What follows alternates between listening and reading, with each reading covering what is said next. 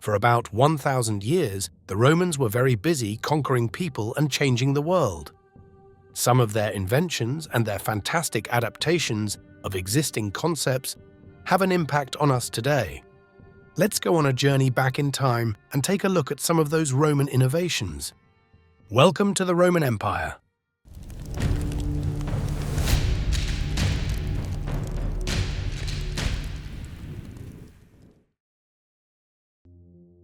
Concrete.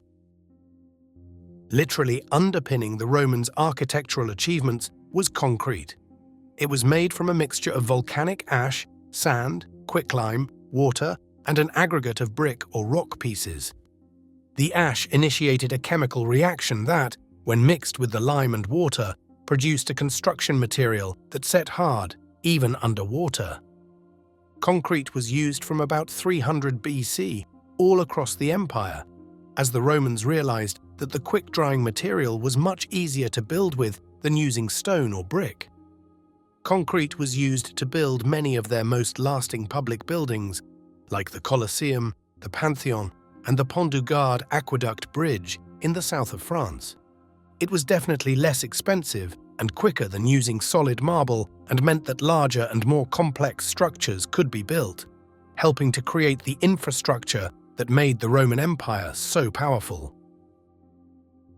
The pipe organ.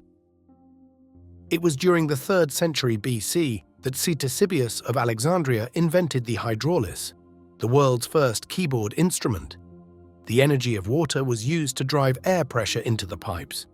The organ was played by hand, and the keys were pressed to produce a noise. The hydraulis was often played in the arenas of the Roman Empire. During the 2nd century AD, the Romans took the invention and improved it by adding wind power. An inflated leather bag replaced the regulator until the 6th or 7th century AD, when true bellows were added to drive the pump and compress the air. Postal System. There was a state-run courier and transportation system that ran across the empire.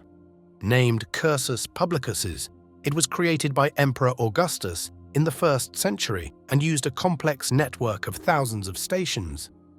Each station or mansions was built at regular intervals along the main roads. There, fresh horses, donkeys, mules, and oxen could be found, as well as food, fodder for the animals, carts, and accommodation. The system was used to quickly and efficiently spread news and proclamations, transport taxes, messages, and officials between Italy and the Roman provinces. However, it was only used for either the government or the military, but that meant that messages could be relayed swiftly even over long distances.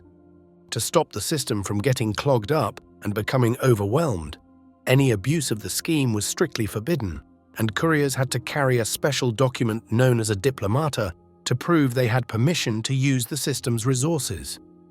The practice was so efficient that it was still in use in the Eastern Empire right up into the first half of the 6th century AD, long after the fall of the Western Roman Empire.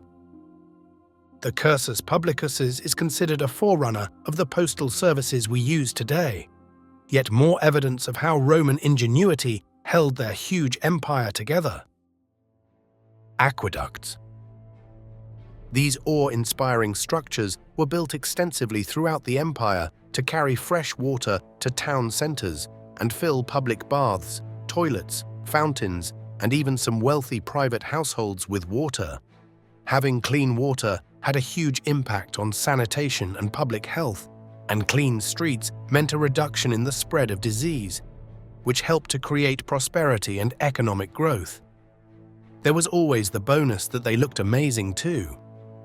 Constructed over a period of 500 years from 312 BC to 226 AD, aqueducts showcased the Roman skill for engineering and urban planning.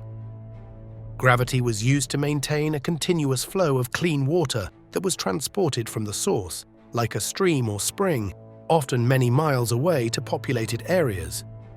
A gentle and consistent gradient had to be provided, and leveling tools were used to achieve this. Many aqueducts were not just elevated structures, they also ran underground with overground bridges, like the Pont du Gard aqueduct in France, which still stands today. It supplied the city of Nîmes with large quantities of water for over 500 years. The aqueduct fed a massive 30,000 to 40,000 cubic meters, that's 11 million gallons, of clean water to the city over a distance of 50 kilometers or 31 miles every day. Public sanitation. Another example of impressive Roman engineering was the Roman plumbing systems. Using a mix of their fast-drying concrete, masonry, and in some cases lead piping, the Romans ensured that their streets were clean and free from sewage by using the water supplied by the aqueducts.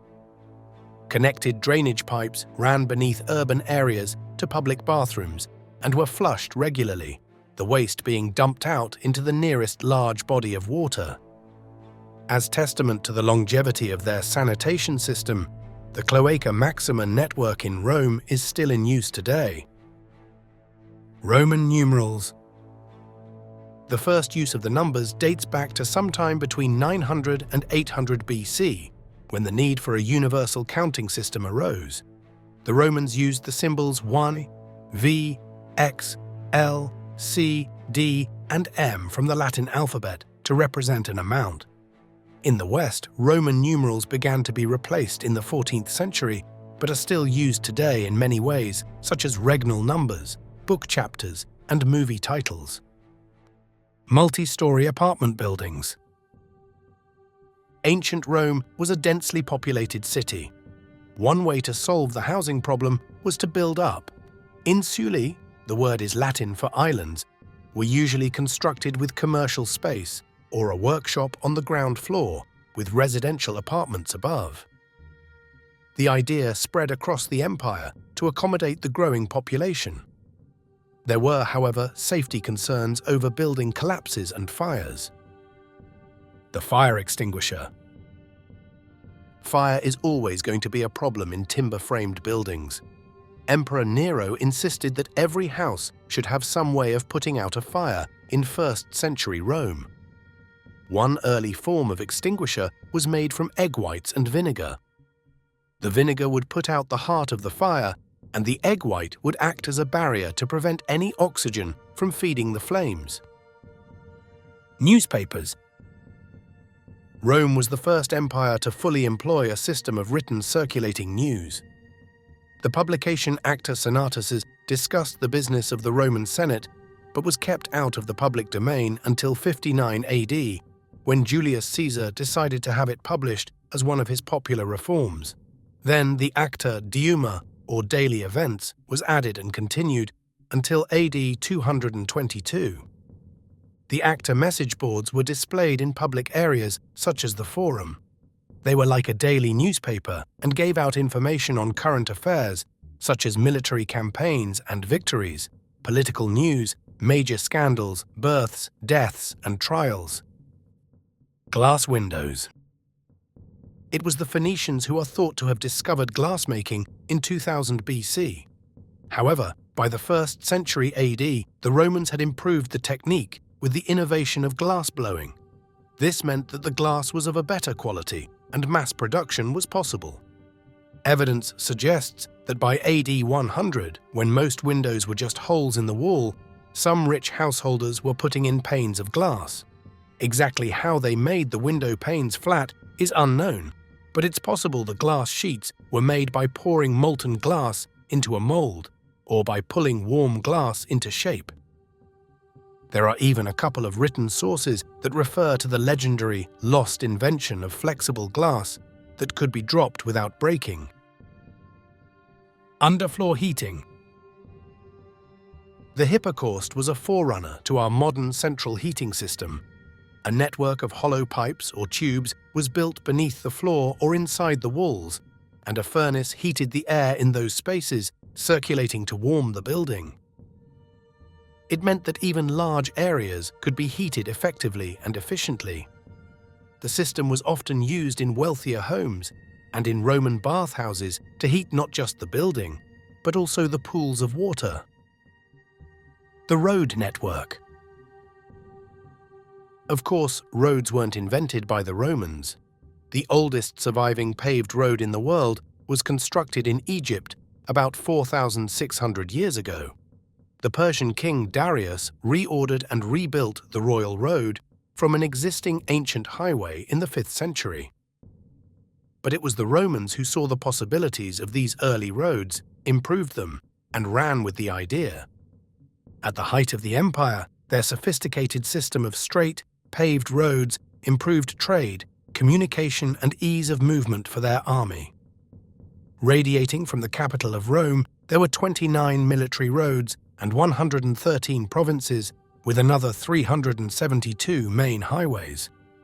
There were nearly 250,000 miles in total, with 55,000 around the Mediterranean and across Europe. In 43 AD, with the Roman invasion of Britain, the first Roman road went from the port of Richborough, near Dover, straight through to Canterbury and on to London, where they made their capital. The Romans even placed road signs and mile markers along the routes to make travel throughout the empire even quicker and more efficient. However, the roads were also expensive to build and maintain. Only about 20% of them were paved, and most were just dirt tracks that deteriorated, especially over the winter months. In the Vindolanda tablets, a series of wooden postcards found at the fort on Hadrian's Wall in northern England, the soldiers make many complaints about the state of the roads they had to march along. The Bikini. Most people would think about the Bikini as a modern invention, but one Roman mosaic floor from the Diocletian period, found at the Villa Romana del Casale in Sicily, is evidence that this is not the case. The mosaic depicts several women wearing two-piece outfits that look just like the bikinis that are worn today. These bikini-like garments were known as subligacula or subligaria and consisted of a cloth tied around the waist and another piece of fabric draped over the breasts. Sometimes they were worn under other garments like underwear, the Roman equivalent of a bra and pants combo today. In hot climates, some slaves wore them for their work. The bikinis depicted in the Villa Roma mosaic, named Coronation of the Winner, show 10 women taking part in various sports like weightlifting, ball games, and discus throwing. The outfits were probably worn to allow much better freedom of movement rather than as a fashion statement. Centuries would pass before the bikini was widely accepted into society. The modern bikini that we know today was made popular by the designers Jacques Heim and Louis Reard in the 1940s. The name is thought to come from the Bikini Atoll, the site of nuclear tests, when Reard said that the bikini was like the atom bomb, small and devastating, and it was described as the atom bomb of fashion. The Hamburger. Roman towns were often full of snack bars and fast food takeaways where sausages, chicken legs, hot pies, breads and pastries could be bought. There is also a recipe from a Roman cookbook called the Apicius, written in the late 4th or 5th century, that describes a dish called Isicia omentat. The list of ingredients includes minced beef, fish sauce, wine, pine nuts, coriander and pepper, all mixed together to form a patty that was fried. So thank you for watching, and until next time, keep conquering with the power of knowledge.